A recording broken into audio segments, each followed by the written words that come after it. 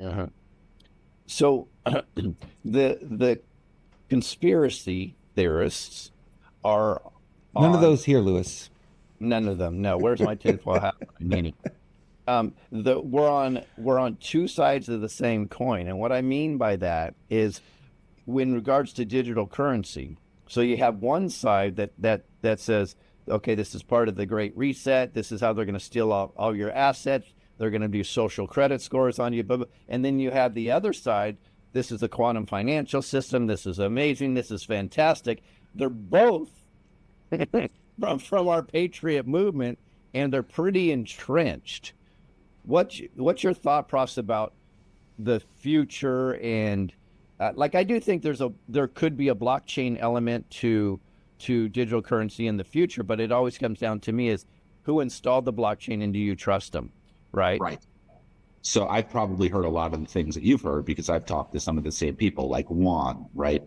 I've had an extensive conversation with Juan about digital currency, right? Bitcoin, to my understanding, and most of these cryptocurrencies out there, if not all of them, were created by DARPA, Defense Advanced Resources Projects Agency, right? So were these cryptos designed to get us into a digital, to kind of move us into their digital system? Probably.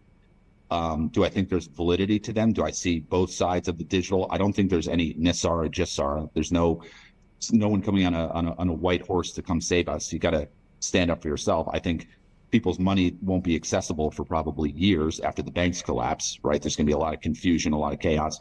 Even Juan said it, a lot of people are not going to be made whole. The ending is not for everybody, right? Some people are going to be really screwed at the end of this.